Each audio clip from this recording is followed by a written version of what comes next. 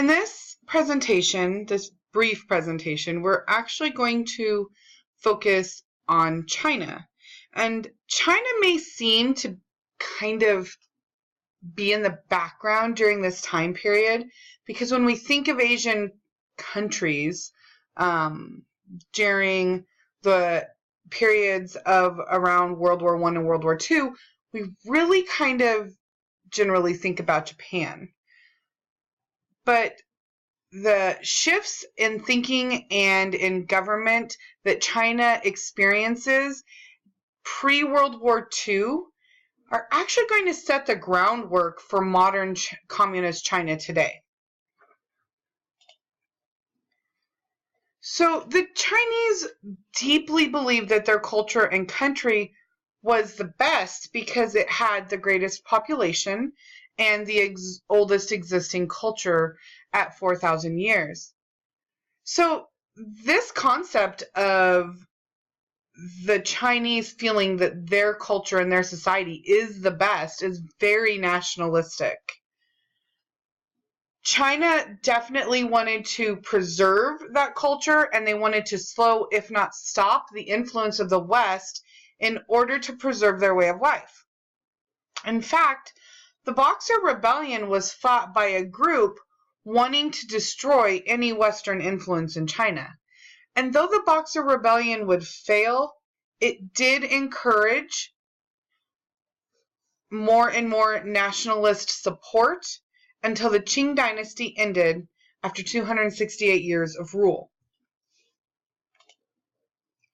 With the end of the Qing dynasty, different groups will fight and struggle to gain control of China.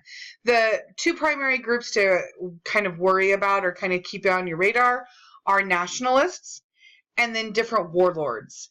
So just like any other nation, when there is a vacancy of power, so the Qing dynasty is no longer in power, there needs to be, someone needs to step up and take control. You need to become leaders. And whenever there is this empty spot for power, there's always violence, or generally always violence, that follows because different groups are fighting for that one seat. Kind of think about it as like a king of the hill type idea.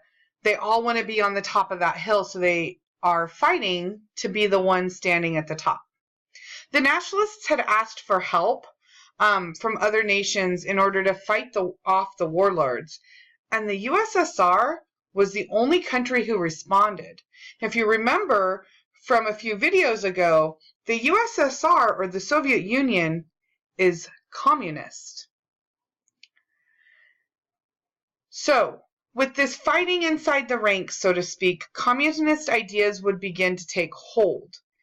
Because there's all this infighting in this, the nationalists are fighting the warlords, and there's a couple different groups of warlords, people start needing and wanting a really strong leader, and they want their government to take care of them and their economy. So, while fighting for power, the nationalists and communists would fight for control.